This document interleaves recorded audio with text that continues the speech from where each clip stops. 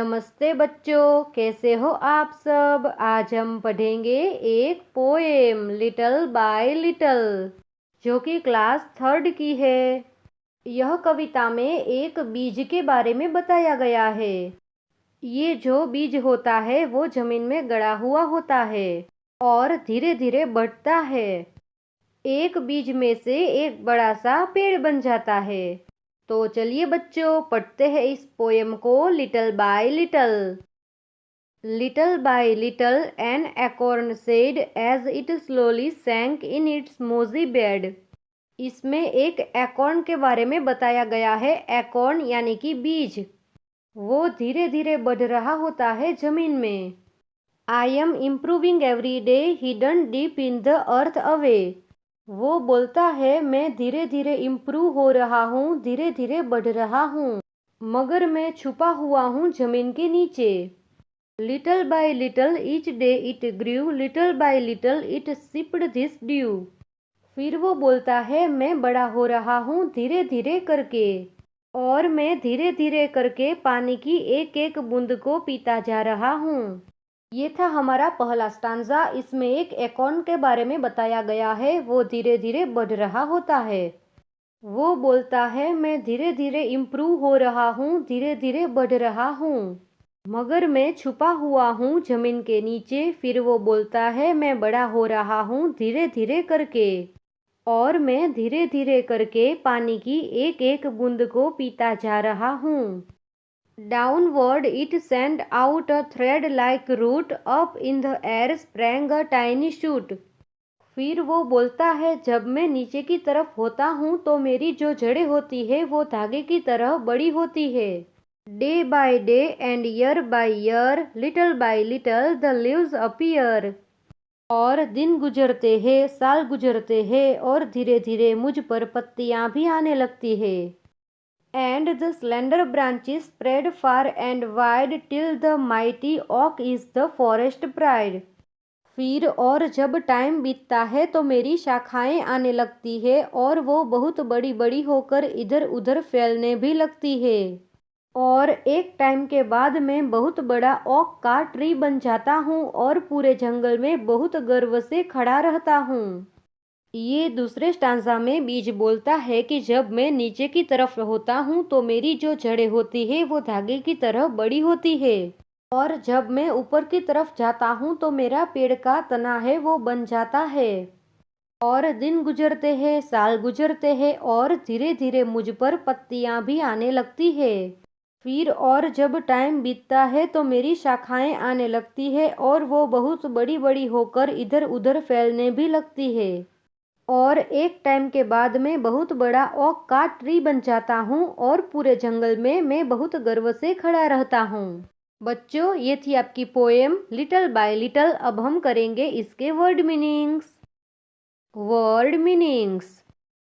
Little यानी कि नन्हा, एकॉर्न यानी कि बीज, सेड यानी कि कहा, स्लोली यानी कि धीरे से, सैंक यानी कि डूब गया, मोसी यानी कि दलदल का, बेड यानी कि बिस्तर, इम्प्रूविंग यानी कि सुधारना, एवरीडे यानी कि हर दिन, हिडन यानी कि छिपा हुआ, डीप यानी कि गहरा, अर्थ यानी कि पृथ्वी, अवे यानी कि दूर, ग्रीव यानी कि बढ़ा, सिप्ड यानी कि पीना, ड्यू यानी कि बूंद, डाउनवर्ड यानी कि नीचे, सेंट आउट यानी कि भेज दिया, थ्रेड लाइक यानी कि धागे जैसा, रूट यानी कि जड़, अप यानी कि ऊपर, एयर यानी कि हवा, स्प्रैंग यानी कि उछलना, टाइनी यानी कि छोटा, शूट यानी कि उगना, डे बाय डे यानी कि दिन प्रतिदिन, ईयर बाय ईयर यानी कि वर्ष प्रति वर्ष, लीव्स यानी कि पत्ते, अपीयर यानी कि दिखना, स्लेंडर यानी कि पतला, ब्रांचिस यानी कि शाखाएं,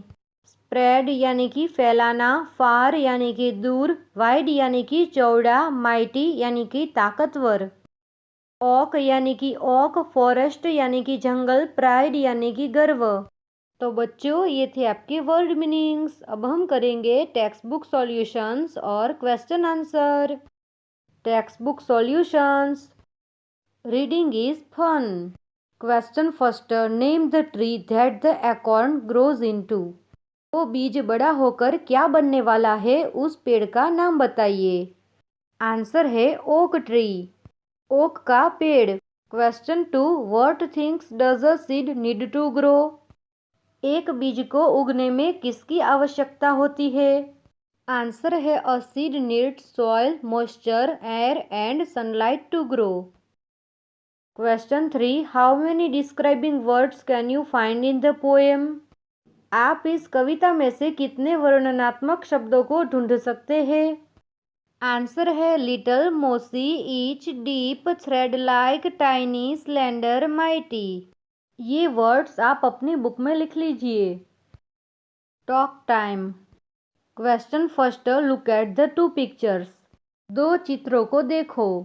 find 4 things that are different about this trees and talk about them.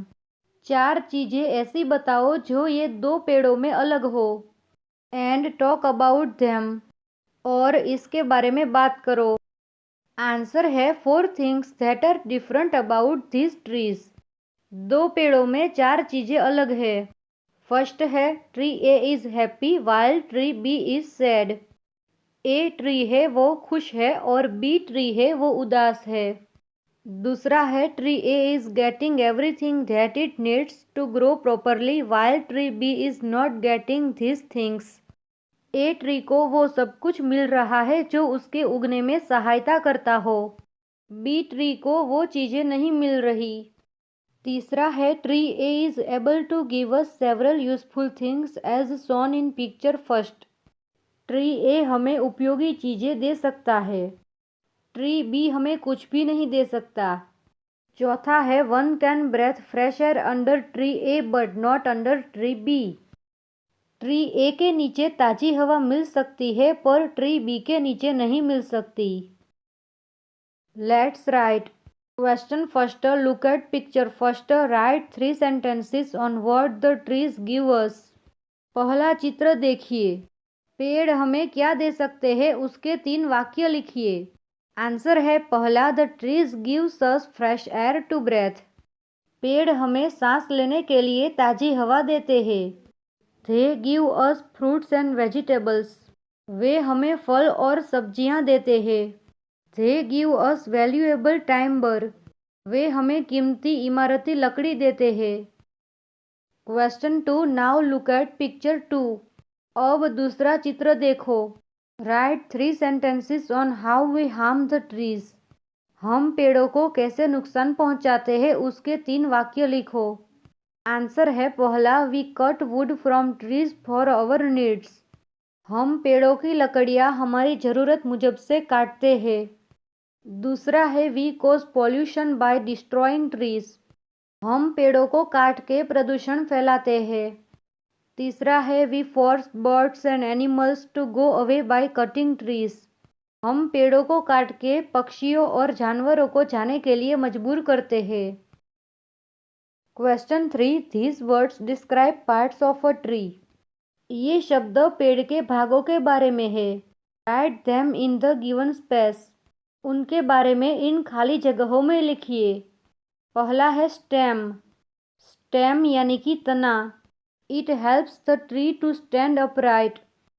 ये पेड़ को सीधा खड़ा रहने में सहायता करता है। अब है बार्क।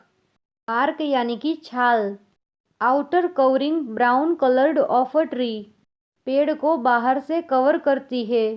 अब है लीव्स। लीव्स यानी कि पत्ते। Green leaves prepare food for the tree. हरे रंग के पत्ते पेड़ के लिए खाना बनाते हैं। अब है ब्रांच। ब्रांच यानी कि शाखा। An arm like part of a tree that bear leaves. यह हाथ जैसा भाग है जो पत्ते संभालता है। अब है ट्विक्स। ट्विक्स यानी कि टहनियाँ। Small shoots growing from a branch और स्टेम। यह छोटी टहनी है जो शाखा में से या तने में से उगती है। अब है शूट। शूट यानी कि टहनी। A young branch or new growth of a plant. नन्ही शाखा या नया पौधा। Question 4, match the opposites. विरुद्ध शब्दों को मैच करो। 1 has been done for you. एक आपके लिए दिया गया है। नीचे देखिए। डाउनवर्ड यानी कि नीचे, अपवर्ड यानी कि ऊपर, स्लोली यानी कि धीरे, फास्ट यानी कि जल्द, लिटिल यानी कि छोटा, बिग यानी कि बड़ा, स्लेंडर यानी कि पतला, फैट यानी कि मोटा, माइटी यानी कि ताकतवर, वीक यानी कि कमजोर, डे यानी कि दिन, नाइट यानी कि रात। तो बच्चों, ये थी आपकी पोएम लिटिल बाय लिटिल।